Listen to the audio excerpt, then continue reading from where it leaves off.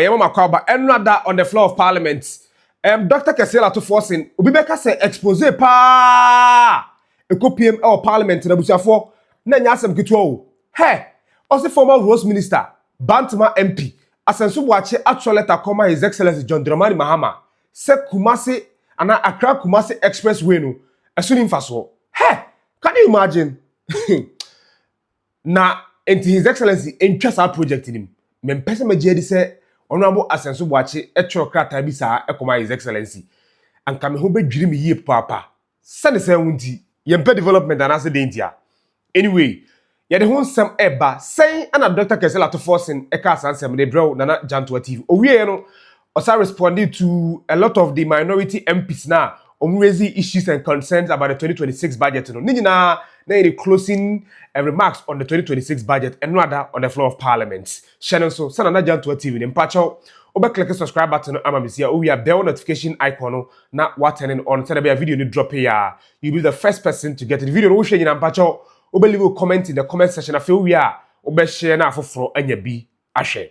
Another on the floor of Parliament, and Dr. Cassiel Ato Forson, Finance Minister, could be more on the closing remarks, the closing comment on the 2026 budget. No, Ekotuja.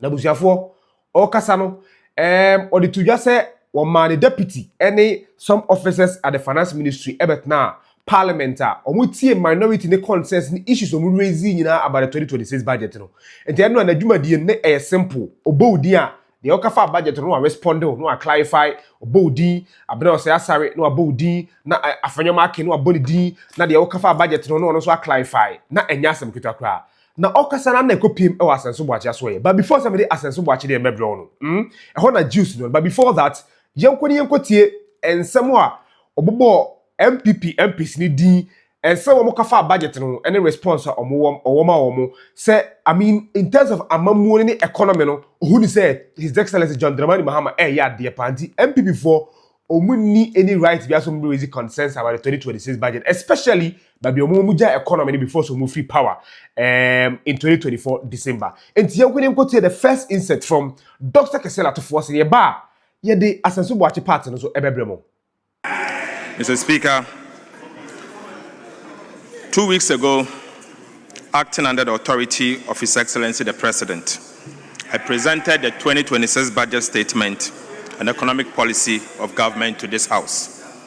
Since then, Mr. Speaker, honorable members have taken their turns to interrogate its policies and proposals. Many contributions have been constructive, others, regrettably, were built on deliberate mischiefs, misunderstanding, selective reading of data or argument that collapse the moment you place them beside the facts.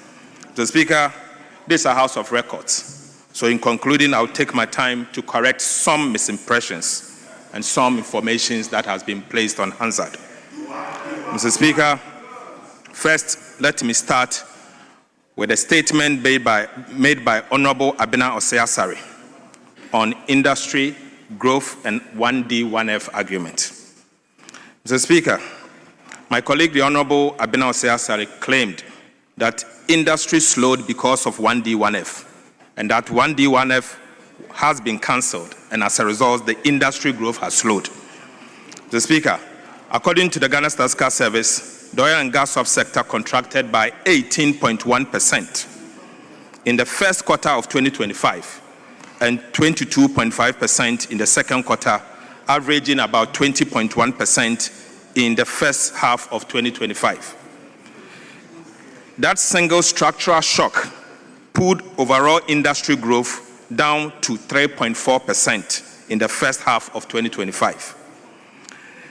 The cause was clear, Mr. Speaker, and this is because of three things. One, corruption in the sector, and two, underinvestment, Mr. Speaker, and most importantly, operational decline in the petroleum volumes, as we have seen. Mr. Speaker, it had nothing to do with the cancellation of 1D, 1F or realignment of 1D, 1F. Even more interestingly, Mr. Speaker, the subsector of which 1D, 1F beneficiaries actually sat grew by 6.3% in the first half of 2025. So, Mr. Speaker, I'm surprised to hear a former Minister of State at Ministry of Finance make argument that is not founded on data. Mr. Speaker, clearly, this has been misinterpreted and the actual details are not coming out. Mr. Speaker, this budget expands, it does not constrain. Mr. Speaker, let me take my time to point to certain key factors, expenditure lines in the budget that will expand industry. We are rolling out $500 million United States dollars oil palm development financing window. Mr. Speaker, we are also acquiring 4,000 agriculture machinery, 4,000 agriculture machineries to boost industry. Mr. Speaker, we have created new incentives for textiles, agro-processing and pharmaceutical industry that are export-oriented. Mr. Speaker, these are all in the budget. Right, Honorable Speaker, in addition, the VAT reforms are designed to foster business expansion and create new jobs opportunities. Mr. Speaker, I heard my good friend and brother, Afenyo Kwamena Market, aka Chairman One, making a statement that we have rather added small businesses into the VAT net. Mr. Speaker, I've always cautioned him that I know him to be a lawyer, I know him to be a litigant, but I don't know him to be a tax expert. And so when it comes to areas of taxes, he should defer that to me and I'll help him accordingly. Mr.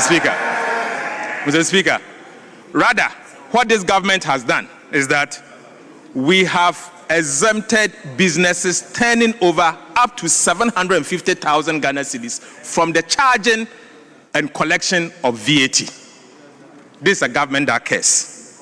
Right, Honorable Speaker, the evidence before us does not support the conclusion that cancelling 1D, 1F has caused the industry sector to rather decline. In fact, it is contrary to the statement that was made by Honorable Abena Osei-Asare. The Speaker, on the fiscal side, the Honorable Gideon Boakye made some statement that, the Speaker, it is worth important that I clarify. The Honorable Gideon Boakye argued that we missed at least 50% of our budget target. It is curious and inaccurate claim, Mr. Speaker, because none of our macro data support these assertions from him. Right, Honorable Speaker. On the contrary, we have met every single macro indicator that we announced in the 2025. Mr. Speaker, in fact, we have overperformed. Mr. Speaker, let me take my turn to take you through it. Right, Honorable Speaker. Growth for the first half of the year stood at 6.3%. 6.3%, comfortably above the revised target of 4%. Mr. Speaker, this simply means we actually programmed for 4% and we are doing 6.3%. Mr. Speaker, we have overperformed. Second quarter, Mr. Speaker, inflation fell from 23.8% in 2024 to 8% by October 2025. Mr. Speaker, our target was actually 11%. We have overperformed. We have not missed the target. Mr. Speaker, growth, let me say it again. Mr. Speaker, we programmed to grow by 4%. As at first half of the year, second quarter, we have grown 6.3%. Mr. Speaker, I urge my colleagues to listen to the government statistician when he's speaking. Right, Honorable Speaker, the primary balance swung from a deficit of 3% of GDP in 2024 to a surplus of 1.6%. 1.6% in September 2025. Mr. Speaker, that is not underperformance, it is indeed overperformance. In fact, we programmed to do 1.5% of GDP. We have actually exceeded that. Mr. Speaker, the public debt as at October 2025 decreased from 61.8% of GDP to 45% of GDP. Mr. Speaker, 45% of GDP. Right, Honorable Speaker, gross reserves strengthened from 4 months of import cover to 4.8 months of import cover. Mr. Speaker, every single indicator, we have not only achieved it, but we have actually outperform the target. These are facts.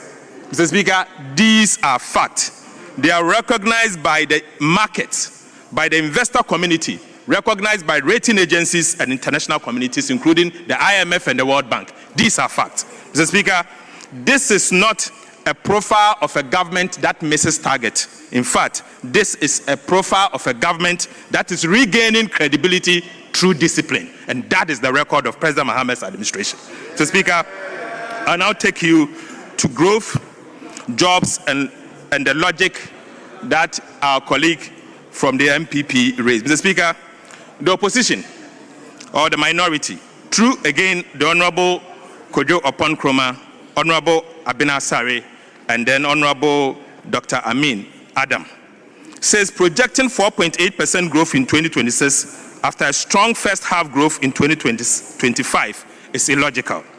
In truth, it is responsible rather. Mr. Speaker, it is not illogical, but rather it shows how a responsible government should act. Mr. Speaker, we prefer realism to wishful forecasting. That is why our growth assumptions are anchored in evidence, not political bravado. Mr. Speaker, this is critical for economic management. And because, Mr. Speaker, they are anchored in evidence, they are also very credible. And we will ensure that these our credible projections are achieved by the end of the year. Mr. Speaker, the Honorable Amin Adam further cast doubt on inflation outturns and suggested that the 2026 budget is growthless and jobless. This assertion is also far from accurate. Mr. Speaker, indeed, it cannot be the case. Ghana's disinflation is not a coincidence, but as a result of deliberate policy interventions. Mr. Speaker, we did not just achieve the numbers that we are seeing. It is as a result of deliberate policy interventions implemented by the Bahama administration. Data from the Ghana Statistical Service show that food inflation was the main driver of price volatilities that we see. So we responded with targeted large-scale supply-side actions. Mr. Speaker, we take those data very serious and we respond appropriately. And let me tell you what we did, Mr. Speaker. The Feed Ghana input expansion and vegetable value chain, as you can find in the budget in paragraph 430 to 433, tells you exactly what we have done. Mr. Speaker, irrigation covering more than 10,000 hectares also tells you exactly what we have done. Mr. Speaker, mechanization through the Farmer Service Center will tell you exactly what we are doing to tackle food inflation. Mr. Speaker, no wonder inflation is declining from 23 to 8 and projected to go down more. Mr. Speaker, we are backing this with a construction of 1,000 kilometers of agriculture enclave route to cut transport costs and ease market access. Right, Honorable Speaker, aside that, we are investing 200 million Ghana cedis through the Ghana Buffer Stock Company to be able to buy excess and glad food in the market. Mr. Speaker, this is what it means for us to use data to shape government policy. Mr. Speaker, I take you now to what we call the credit rating agency and the stability story, as was criticized by the Honorable Trinebua Kodua Fokuo. Mr. Speaker, the Honorable colleague, the Honorable Trinebua Kodua Fokuo, have argued that Ghana's credit rating upgrade was as a result of high commodity prices. Mr. Speaker, let me put on record that cocoa and gold prices did not suddenly jump in 2025. They were high in the year 2023 as well. Mr. Speaker, yet in 2023, under the previous administration, the cedi collapsed when commodity prices were high. Mr. Speaker, reserves declined when commodity prices were high. Honorable Debt Minister, actually surged. Honorable Minister, you can pause for now. The Speaker will take the chair. Please, you can continue. Minister, you can continue.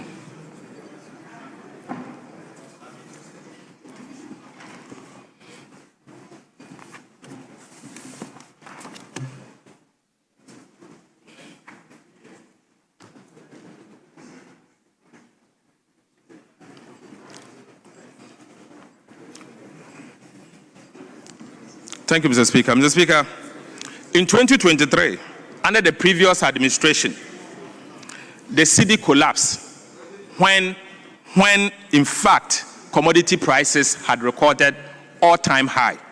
Mr. Speaker, Reserves declined when cocoa prices surged and gold prices went up. Debt actually surged. Inflation actually worsened. Mr. Speaker, at that time, Ukraine-Russia war had not intensified, yet your city fell. Today, there is Ukraine and there is Russia conflict ongoing. In fact, it has intensified, but yet the currency has stabilized. Mr. Speaker, Mr. Speaker, the difference is not commodity price. The difference can certainly not be commodity price, but rather competent management and quality management. That is what you see. Right, Honorable Speaker? In the words of Standard & Poor, and I quote, Standard & Poor statement credited Ghana's upgrade to improved fiscal discipline, stronger buffers, and credible consolidation path. And that is the words of Standard & Poor. Mr. Speaker, they did not just attribute it to commodity price. And so the honorable member cannot be right. These are policy outcomes. They are as a result of choices made by His Excellency President Mahama, deliberate choices made by President Mahama. Mr. Speaker, on our fiscal path and homegrown, it's important for me to, Mr. Speaker, make this point. And right, Honorable Speaker, let me be blunt. Stability did not return because of the IMF program alone.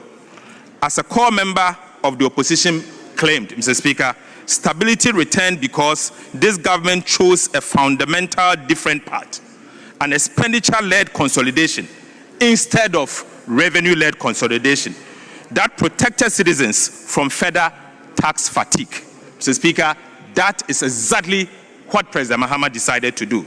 We cut waste, we reset expenditure to 2023 levels, we enforced commitment control, we audited arrests, we aligned cash to priorities, we restored discipline across MDAs and coordinated monetary policy with a clear anchor. Mr. Speaker, we did not leave the central bank alone to anchor the national currency. The Ministry of Finance and the government got involved to anchor the national currency. That is the difference that you see. Mr. Speaker, that is how you restore confidence. That is how you stabilize the currency. And that is how you rebuild credibility across an economy. Mr. Speaker, that is important to know. Right, Honorable Speaker, on the security center, at the security sector, our colleague, the Honorable Intim Forjo, made some wild claims that our security investment amount to luxury spending. Mr. Speaker, this cannot be accurate. There is the need for us to retool the security, and it's important as a country that we have to come together to retool the security. So, Speaker, this administration inherited a security sector that had been starved of modern equipment. We are correcting it. The aircraft referenced in the budget are not luxury aircraft. Mr. Speaker, I want to use this opportunity to assure this House that the aircraft, the helicopters and the aircraft that will be purchased by the Ghana Armed Forces will certainly not have a bathroom. There will be no bathroom in that aircraft. Mr. Speaker, it is not a luxury aircraft that will have a bathroom, and it's important I make that point. They are strategic mobility assets for troop deployment, for emergency response, border security, and peacekeeping. It will certainly not be a luxury aircraft that will have a bathroom. It will be for the use of the Ghana Armed Forces. Mr. Speaker, no serious country leaves its soldiers under-resourced, and no responsible government makes an ad hoc purchase without an integrated capacity plan. Mr. Speaker, our approach is strategic, sequenced, and fiscally responsible. Mr. Speaker, in fact, the $96 million that has been spent on the National Cathedral, of which we see only a borehole, that amount can actually buy more than the 4 helicopters that we are buying for the Ghana Armed Forces. So, Speaker, that amount can be used to buy more than the 4 helicopters for the national for the Ghana Armed Forces. The Speaker, let me put on record that the Ghana Armed Forces are not engaging any middleman. They are working directly, country to country, to acquire this aircraft for the people of Ghana and for the Ghana Armed Forces. Dr. Cassiel Ato Forson, the first part na what's in Ghana Fei, yanko baby a juice and namuna ngasa wono. Also, Asenso Boakye raised concerns about the budget. I na wa go to the extent say, Bantima MP actually Accra-Ksi, His Excellency John Dramani Mahama say Accra-Kumasi Expressway no. Shouldn't fast into one cancel that project no. Na me no Asenso Boakye kasa no ho be mo papa honorable. Enti some of us ye be demanding response from Asenso Boakye ebia or reason ti a wo kasa so wan kasa nso omno no clarify Dr. Cassiel Ato Forson go kan you and I don't think Dr. Cassiel Ato Forson will lie to the extent say or challenge Asenso Boakye say so wan kasa ombra bonte me kasa so wan kasa obe proven with evidence abusafo na nya asem kwetwa enra on the floor of parliament yenkotie finance minister Dr. Cassiel Ato Forson how what the Asenso Boakye 72 dwa any owie no how end day the 2026 budget no or say 2026 budget no emu So, Speaker, on the issue of the Accra-Kumasi Expressway, let me take my time, Mr. Speaker, to correct some impressions. Mr. Speaker, the Honorable Asenso Boakye suggested that the proposed Accra-Kumasi Expressway is wasteful. And that we in the opposition opposed the dualization. Mr. Speaker, that cannot be the case. Mr. Speaker, I was surprised and amazed to see a colleague, member of parliament, particularly an MP from Kumasi, to describe the project as wasteful. Mr. Speaker, an MP of which the road is leading to his constituency will say that the road is wasteful. Mr. Speaker, to the extent that the said MP wrote to the president to say to the president that don't do that project. Mr. Speaker, I am surprised. I am surprised. Mr. Speaker, I'm surprised to hear that. And so, Mr. Speaker, let me say this, that this road from Accra to Kumasi is more than a road. It is opening up a country. So for an MP from that constituency to write and to say that the road is wasteful and we should not do it, and write to the president that the president should not do the project, Mr. Speaker, it's untenable. Right, Honorable Speaker. Yes. Honorable Minority Chief Whip. Speaker, I'm grateful for your indulgence. Speaker, when we met at conclave, the prior agreement were that the leaders will conclude. And the minister, our colleague, walked in and then prayed you that you have some 15 minutes. Well, we don't have a problem, and that has been a practice. Finance ministers, when they present budgets, they get the opportunity to give closing remarks. We don't have any problem with that. Speaker, our colleague is speaking to mentioning specific names, and then, would you listen?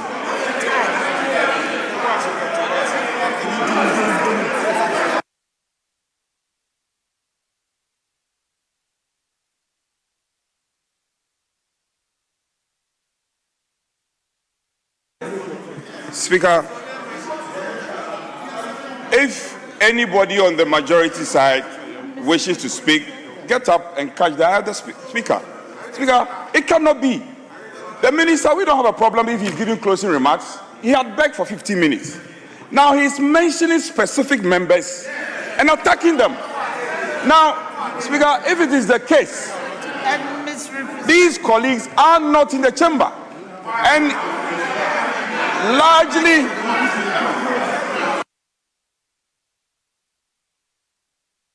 Speaker, I think it's important our colleagues come to terms with the fact that this house is a two-sided house. You have your side, we have our side. Now when I'm speaking, you don't want me, you are interrupting me. Why? Get up and catch the other speaker. You cannot interrupt me. If you want to speak, catch the other speaker. That is how decent discussions are had. Honorable Minority Chief Whip, please. I allowed you because I thought you were going to raise a point of order. So far, you've not done that. Speaker, with respect. Yes, Speaker, with respect, if I may. Speaker, I didn't want to come under 123. You may not. You may not. Please, Speaker, let the minister conclude. Let the minister conclude. Please, Minister. You should be concluding. You are attacking us. We won't get the opportunity to rebut. Right, Honorable Speaker. I began my submission by saying that this is a house of records and that it is important for me to correct some misimpressions created during the debate. Mr. Speaker, during the debate, throughout the debate, I made sure my deputy sat through the debate to listen, together with staff from the Ministry of Finance sitting at the gallery to take notes, so that, Mr. Speaker, I'll be able to respond during the conclusion. Mr. Speaker, what I'm doing here is to correct the misimpressions and to put on record that these data, as being provided by my colleagues opposite, cannot be accurate. Mr. Speaker, on the issue relating to the Accra-Kumasi Expressway, Mr. Speaker, I wish the honorable colleague, a member of parliament who made that statement, is here in this house, so that I can challenge him that if he has not written to the president, Mr. Speaker, I want to put it to him, if I wish he's here, for him to say it, that if he has not written to President John Mahama, saying, Mr. Speaker, I'm not alleging, I want him to prove it. Mr. Speaker, I want him to first deny here, so that I can provide you evidence. Mr. Speaker, he did not only stop there. He went on to describe the road leaving Accra to Kumasi, the first expressway of its kind, as wasteful. Mr. Speaker, it can't be wasteful. It cannot be wasteful. It is actually transformational. It is what will open this country up. Mr. Speaker, the Chinese says that if you want to get rich, build roads first. We will get rich and we'll build the roads that will connect this country properly. Right, Honorable Speaker, let me use this opportunity to also correct some misimpressions around the value for money office. Mr. Speaker, the Honorable Lawrence Ajinsem misunderstands the purpose of the value for money office, and such, during his presentation, he made certain assertions. Mr. Speaker, he is of the view that PPA can perform that function. But, Mr. Speaker, let me take my time to explain what this value for money office seeks to do. The PPA actually ensures compliance with procurement processes. It does not, it was never designed to undertake rigorous technical engineering and financial audit of billions of Ghana cedis of infrastructure projects. That is not the mandate of PPA. Mr. Speaker, Ghana needs both compliance and value for money. That is why the value for money office is not a duplication. It is rather a protection. It is a firewall between taxpayers and inflated contracts. Mr. Speaker, it is important for us to understand that PPA cannot be the same as value for money office. And why Ghana needs a value for money office, Mr. Speaker, I can simplify this in 6 bullet points only. Mr. Speaker, first, procurement compliance is not value for money. The PPA focuses on procurement procedures, not cost efficiency, life cycle costing, technical soundness, or post-contract verification. Mr. Speaker, again, this closes legal and institutional gaps in the PFM Act. Right, Honorable Speaker, the current public financial management regulation requires PFM assessment only for single source procurement. Mr. Speaker, a dedicated VFM office extends this assurance to all public projects, procurement methods, and funding sources, including PPPs, SOEs, IGF projects, and donor-funded projects. Mr. Speaker, this has never been the case under the old architecture, and so it's important for us to correct that. Mr. Speaker, this will also prevent inflated prices and cost overruns. Right, Honorable Speaker, Ghana lacks a central mechanism, particularly to benchmark prices, and it's important for us to create that. Mr. Speaker, again, it provides technical assurance and cross-border, technical assurance across the entire project life cycle. Mr. Speaker, that is also very important for us to actually explain.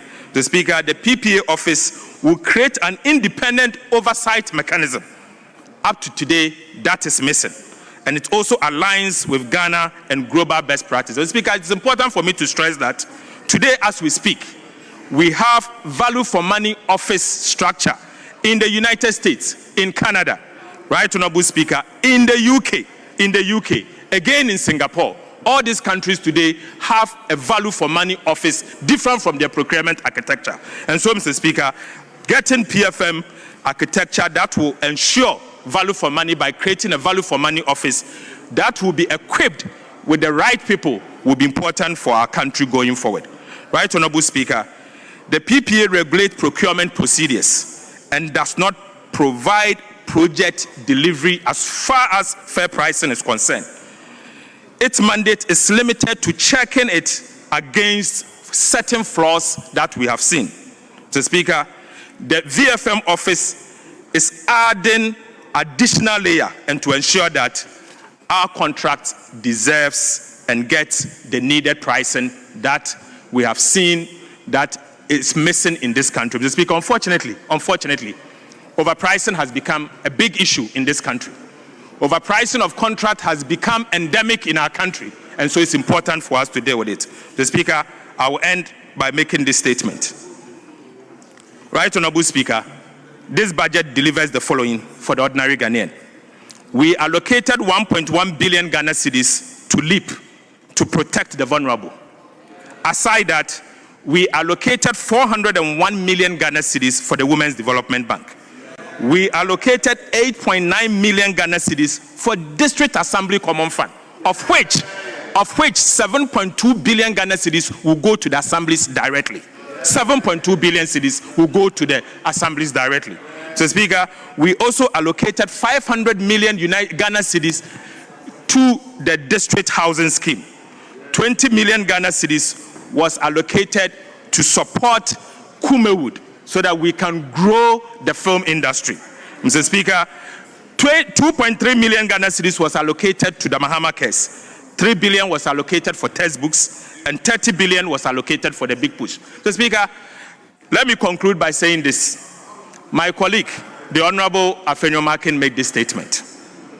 The Honorable Afenyo Makin made this statement that we should name one single social intervention that we have introduced since we came to office. Mr. Speaker, I don't know whether he's heard of the almighty no-fee stress. Mr. Speaker, that is a social intervention policy. Mr. Speaker, if you introduce free SHS and fail to find a sustainable sources of funding to the STEM scene and create a sustainable source of funding, who should have the credit? Mr. Speaker, President Mahama has created sustainable source of funding for free SHS. Aside, Mr. Speaker, we have created the Mahama Cares, the Ghana Medical Trust Fund. It is a social intervention policy. Mr. Speaker, that has been created by the NDC administration. Right, Honorable Speaker, let me say this.